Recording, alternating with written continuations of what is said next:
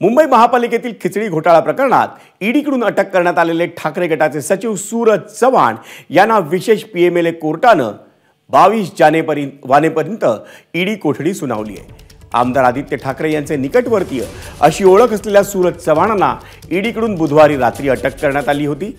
त्याआधी मुंबई महापालिकेतल्या खिचडी घोटाळा प्रकरणात ईडीकडून चव्हाण यांची अनेकदा चौकशीही करण्यात आली होती। एफआयआर मध्ये सूरज चव्हाण यांचं नावच नाही आहे।